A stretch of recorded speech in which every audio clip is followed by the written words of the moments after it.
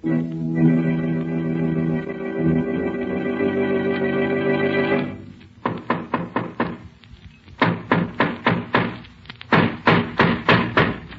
the matter? What is it? Another case for Nick Carter, master detective.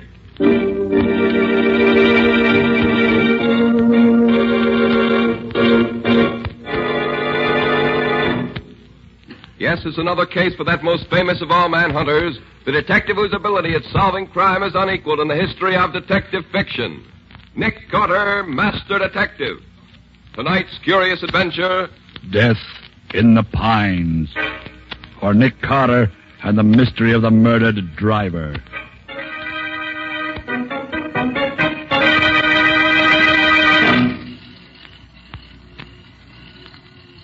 Well, let's see. There's a truck coming up the grade now. It ought to be them. Yeah. Just 130. That's a Tate truck, all right. Now, you guys know what to do. We've done it often enough before. Sure. All right. Get going. When the truck gets close enough, I'll put the searchlight in the driver's face like before. He'll stop fast enough. Here goes, guys. Hey, what the blazes goes on here? What's the big idea? Get those hands up, wise guy, and get down out of that cab. You guys can't get away with this. You want to stay alive, get down out of that cab and keep quiet. And bring your helper down with you. You're a bunch of crooks. Don't. They got us. There ain't nothing we can do. Okay, boys, get busy. Get up on that truck and get that stuff dumped out in the road. Okay, sir. Shake it up, boys. We want to get out of here. Hey, keep your boys moving, Jake. We got another one to take care of yet. Hey, I know that voice. So you're the guy who's in back of all this hijacking.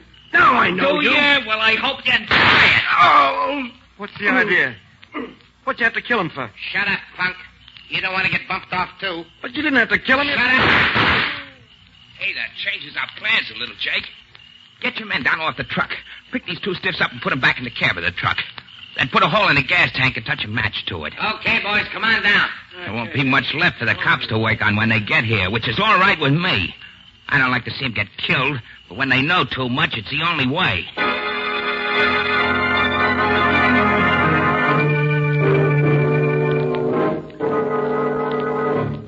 I see, Coroner. Yes, thanks very much.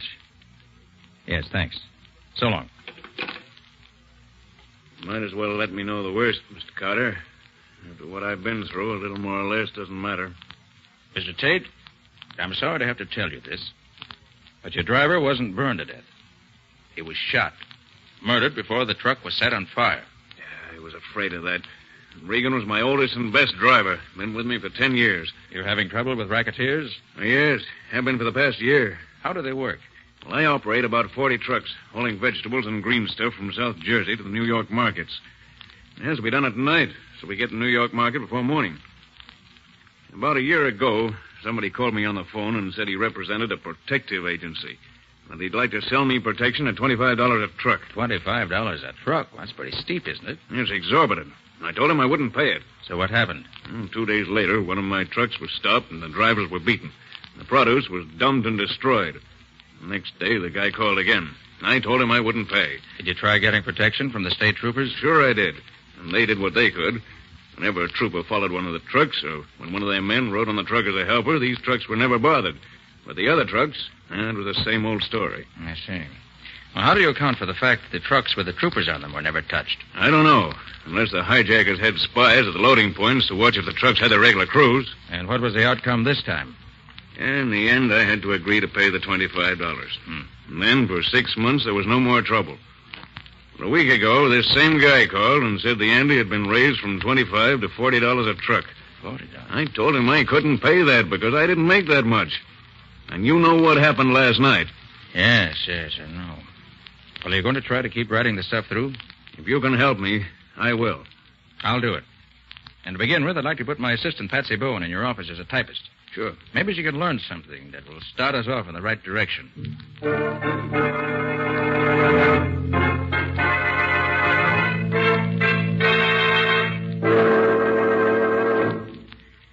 Well, Patsy, did you have a nice eventful day in Tate's office? I learned a few things, Nick, if that's what you mean. Good.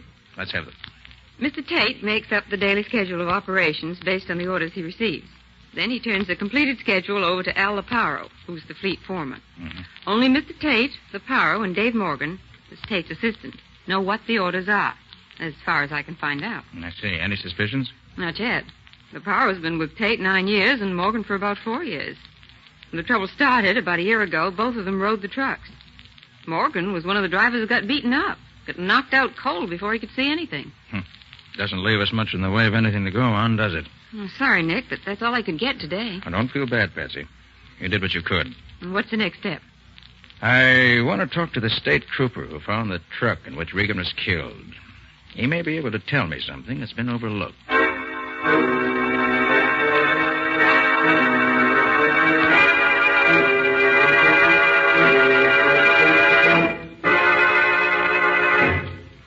You say you read my report, Mr. Carter.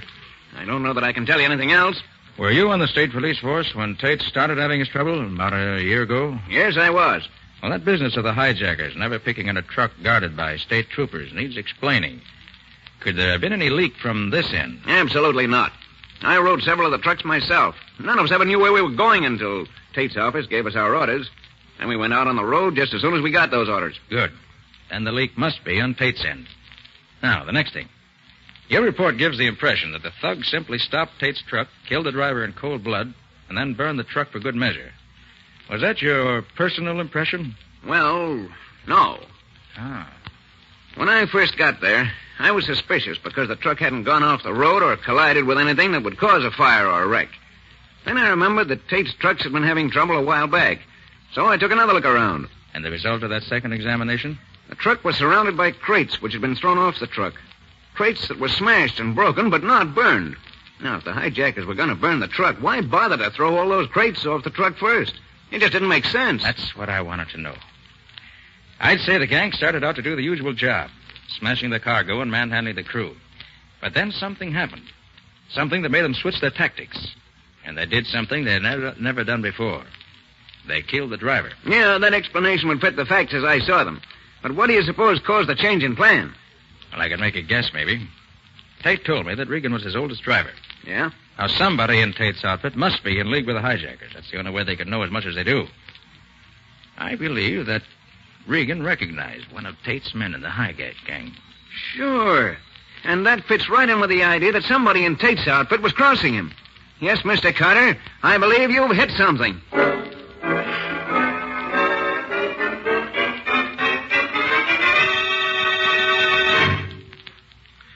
Have you arranged with Mr. Tate for me to go to work for him? Oh, no, Scubby. I haven't said anything to him. I don't want him to know.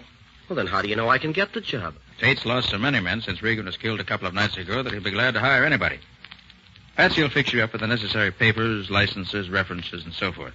Wear your old clothes and don't wash your neck, and you'll have no trouble getting hired. And what do you want me to look for especially, Nick? Well, according to what Patsy says, the leak either goes through Tate, which hardly seems likely, through Leparo or Morgan, or through somebody else we haven't found out about yet. So get a line on things in general, on anyone who may look suspicious. Oh, and if you're riding a truck that gets held up, don't try to shoot it out, Scubby. Just let things ride. We'll see about that when the time comes. It's a 40-1 shot against her getting stopped, but just the same, watch your step. These men, whoever they are, have 2 murders on their head, and they won't balk at a couple more.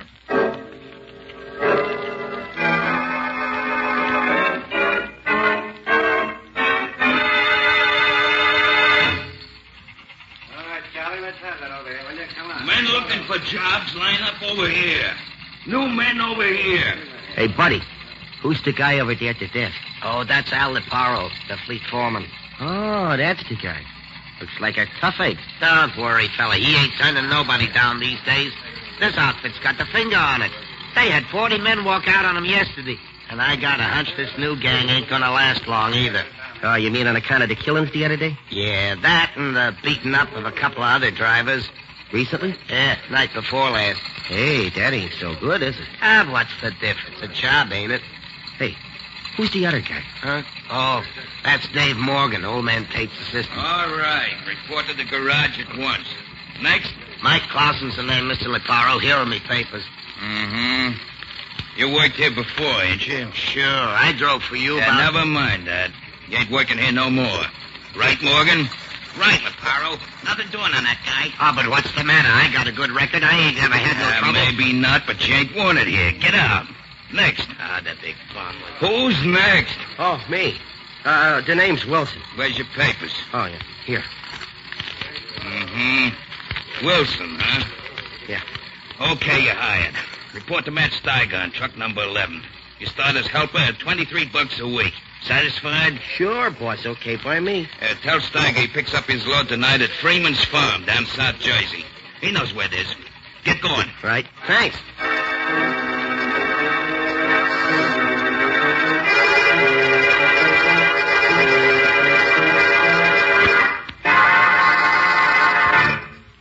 So they took you on, did they, Scubby? I thought they would. Yes. I'm phoning from a lunchroom where I just ate. Anything happened yet?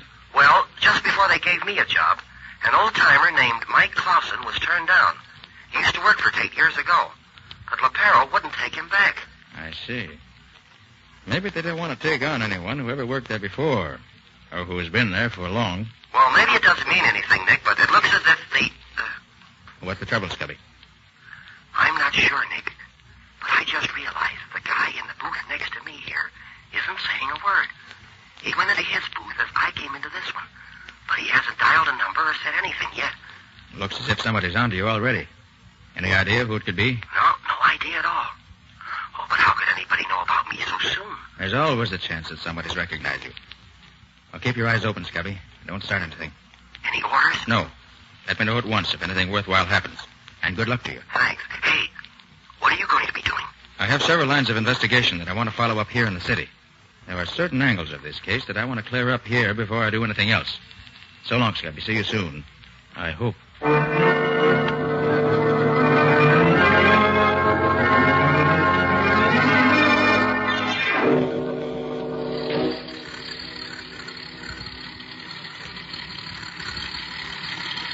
Gosh, Matt, driving one of these trucks is no cinch, is it? How do you mean, kid?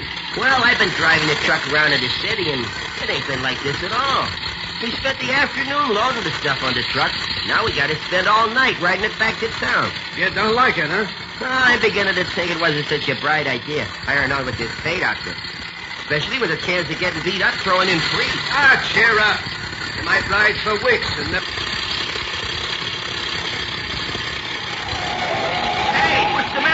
What you stopping for? Somebody is signaling us with a flashlight to stop. I wonder Oh, what... no, don't stop, Matt. It may be a holdup. Remember old man Tate's orders? No truck stop for nothing. Oh, it's the state troopers. Nothing to worry about. Oh, yeah. Yeah, I can see the uniform now. Okay. I'll get out and see what he wants. Hey, what's the matter, officer? What... Hey, that's a phony uniform. You're no regular cop. This is the guy, all right. One of you fellas take care of the driver. Look out, Matt! Come down out of that cab, fella. You know what's good for you. Matt, it's a trap. Shut up, Dick, and don't move. I got you covered. Now, don't try to pull it out. No! Hey, like that. Coming out. There, that takes care of you, you rat. Now for the other. Here you are, copper. Oh, Matt! Matt! Not yet. Here. Oh. You won't do no more fighting for a while. Okay, boys, come on.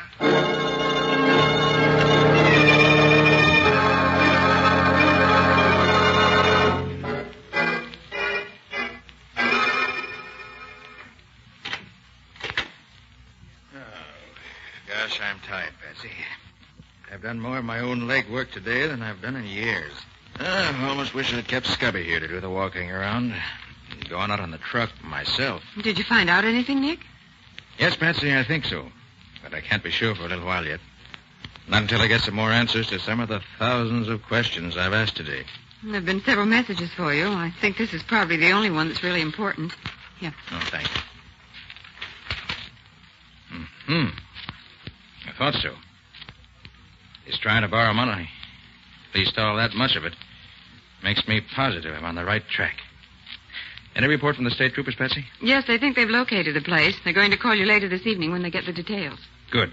That'll give me time to join them before they make the raid. I don't want to miss being in at the kill.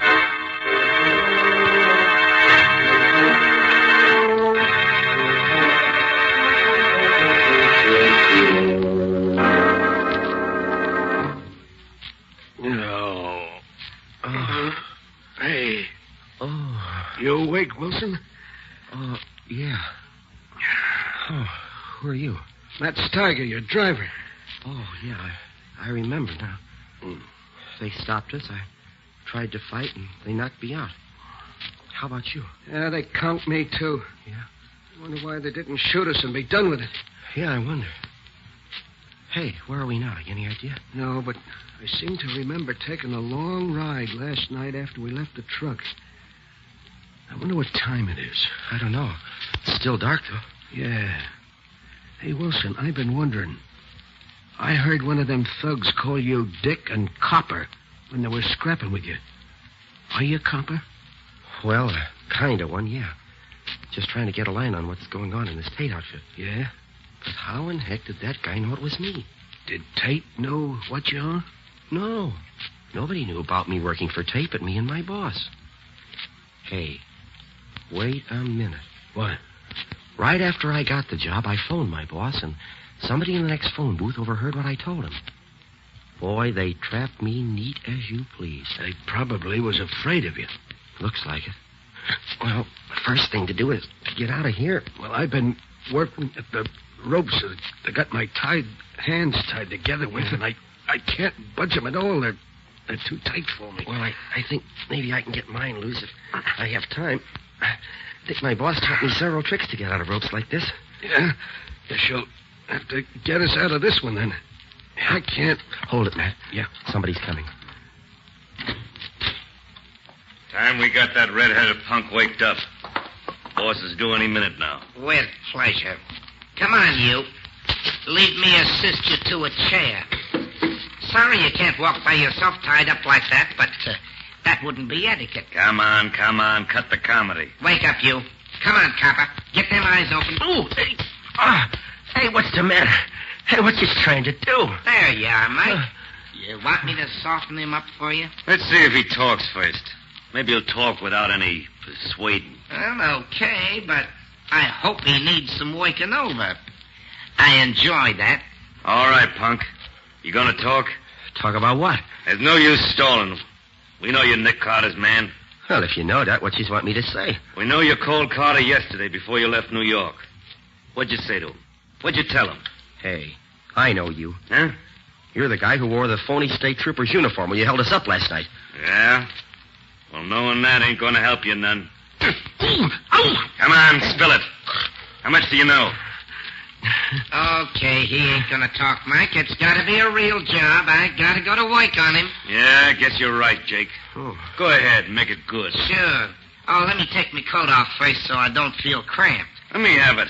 I'll put it on the back of the chair. Thanks, Mike. Oh, you better put my gun in the pocket of my coat so it won't get in my way when I really get going. Okay. Now, let's see some action. All right, you red-headed stool pigeon. Now spill it. Spill it all around. What the... Come on, Jake. There's trouble out there. Well, that's a funny one. Matt, do you see what I see? What do you mean? Jake left his coat hanging on the back of that chair there. There's a gun in the pocket of that coat. Oh, boy, what a break if we can only get loose. Just a minute. My hands are almost free. Good. Wait a minute. There. Now, get the feet loose. There.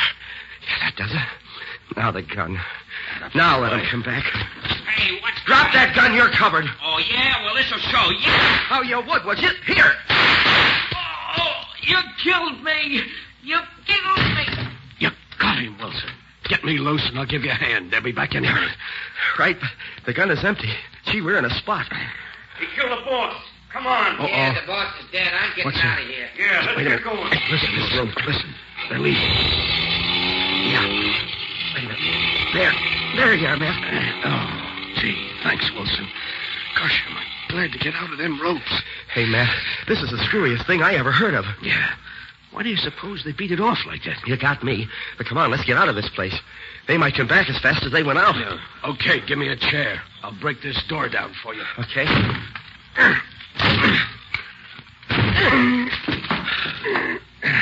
Gosh, Matt. There he is on the floor, the boss. And 2 holes through his forehead. You sure hit him square in the bullseye. Wait till I take off his mask and see if I know. Matt. What? It's Mr. Tate. Who? The owner of the trucking company. Mr. Tate? Yeah. Tate racketeering his own business? Attacking his own trucks? But that doesn't make sense, Matt. Boy, I'll say it doesn't. Why should he want to destroy his own business? And why would he ask Nick to investigate? Hey, we got to get out of here. Yeah. Or we're going to get out. There may be some more of them in there. Can you see him? Yeah. Oh, they're state troopers. Oh, it's boy. okay, man. Open up in there. Come on with your hands up. Come on, you're surrounded and outnumbered. Don't shoot. We're coming out. Get that door open before they shoot. We surrender. Get your hands up. I got two here, men. Watch the back of the house. Right, Sergeant. Oh, gosh, are we glad to see you. Yeah, keep your hands up. Oh, yeah, sure. Look, I'm Scubby Wilson, and this is Matt Steiger. I'm Nick Carter's assistant. You look it. Who's the dead man lying there? Oh, that's Mr. Tate. I just shot him. No, you did. Well, that'll send you to the chair, all right. Oh, no. No, you don't understand. He's the chief of the hijackers. Well, he was holding us prisoners here. That's a good one. Where's the gun you killed him with? Well, it's in the other room. Keep your hands up. But, officer, you don't understand. I suppose you're going to tell me you shot him in self-defense, huh? Yeah, that's just what I did. Well, look, you can ask Matt here. That's right, officer. He was going to kill us both. Yeah. Sure. Where's the gun he was going to kill you with? Well, it was in his hand when I saw it last. Well, it ain't here now. You're a bum liar, feller. I suppose that after you shot him between the eyes, killing him instantly, he walked over to the window, threw his gun away, and then came back here, lay down, and died. Oh, but gosh, officer, I saw him. Put your hands out. Huh? What? Put your hands out. Oh, but you can't put handcuffs on me. No? Watch me. Be sure they're on good and tight, Sergeant. I will, that. Nick! Oh, hello, Scubby. Having a good time? You know this guy, Mr. Carter? Does he know me? Oh, tell him who I am, Nick. Yes, Sergeant, I'm afraid I have to confess that I do know him. He's my assistant, although he hasn't been much of assistance in this case. Shall I let him go, then? Yes, I'll take charge of him. Okay, if you say so. Oh, gosh, Nick, am I glad to see you. Oh, this is Matt Steiger, the guy who was driving the truck I was on. Hello, Mr. Carter. I don't know you. Hey, look, I heard some shooting a few minutes ago. Did you get some of the gang? Yes, Scubby. Morgan and 4 men. We ran that car off the road and caught them all. Morgan's pretty badly wounded, but he'll pull through. So Morgan was in on it after all. Morgan was the head of the gang. Oh, no. No, Morgan wasn't the head of the gang, Nick. The head of the gang is lying there, dead. And I shot him. Put 2 bullets in him in self-defense. Who is he? You know him? Know him. It's Mr. Tate. Mr. Tate? Why, he had nothing to do with this. He sure did, Nick. Why, he was holding us prisoners here. Sure, Matt can tell you. That's true, Mr. Carter. He tried to kill Wilson, and Wilson shot him. I tell you, Tate had nothing to do with this gang, Scubby. Oh, what makes you so sure, Nick? I did a lot of investigating in town today, and I found that Morgan has been trying to borrow money anywhere and everywhere he could to take advantage of what he called a chance to get going a good business, dirt cheap. Well, that obviously meant Tate's business, especially since the $40 a truck the racketeers asked was unquestionably intended to drive Tate out of business rather than to get the money out of him. But Morgan was one of the drivers who got beaten up, Nick. Who said so? Morgan. Nobody else knew anything about it, and it gave him a swell alibi. I think that Regan, the driver who was killed the other day, probably was shot because he recognized Morgan. But, Nick, everything you say about Morgan could have been true of Tate just as well. Not quite, Scubby. I found out several other things during my investigation today that proved definitely that Morgan's the one. But, Nick, I shot Tate not 5 minutes ago while he was trying to kill me. I wonder. You shot him 5 minutes ago. How does it happen that he's been dead for at least 3 hours? Dead for 3 hours? No question about it. Rigor mortis has already begun to set in.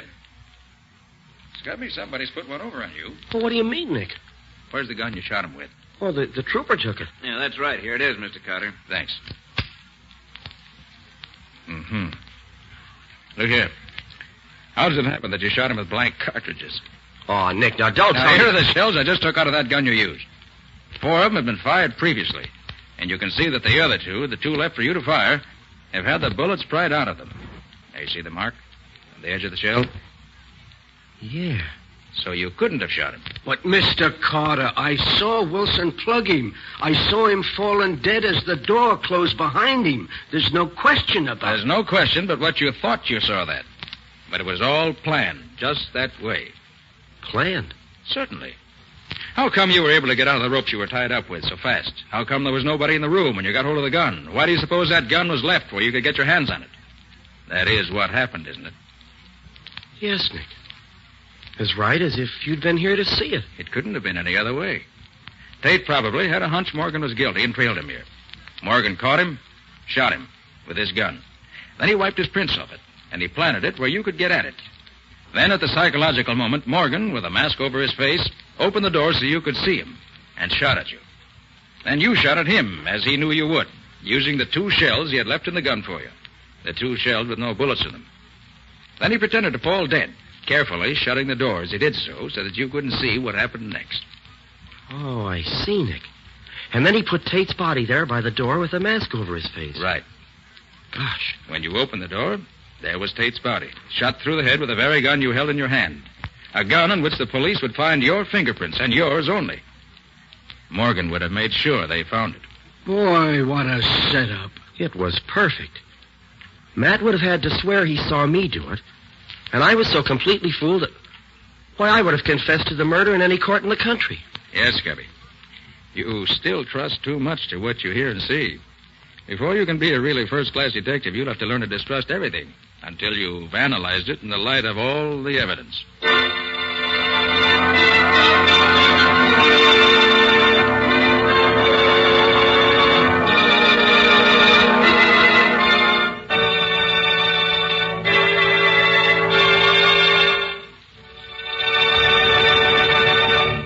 This has been another of the strange adventures of Nick Carter, Master Detective, which are brought to you regularly at this time by WOR Mutual. Well, Nick, what about next week's story? Can you give us a hint? Next week, my story concerns a murderer who killed his victims according to the sign of the zodiac under which they were born. A very unpleasant and dangerous man, I might add. Yes, definitely. Patsy and I got so close on his trail that he tried 2 different times to get rid of us. But in his attempts to be very clever, he made a bad mistake, and Nick caught him. And caught the murderer, too, I imagine. Quite right. After a chase. I call the story The Horoscope Murders. So long. See you next week. So long. So long to you, Nick and Patsy. In the strange adventure you have just heard, Nick Carter was impersonated by Lon Clark, Patsy by Helen Choate, Scubby by John Kane.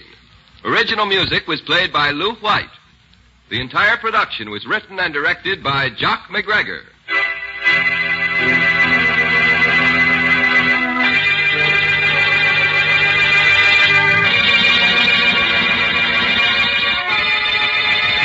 Next week at the same time, listen to another curious experience of Nick Carter entitled The Horoscope Murders. Or Nick Carter and the Mystery of the Avenging Astrologer.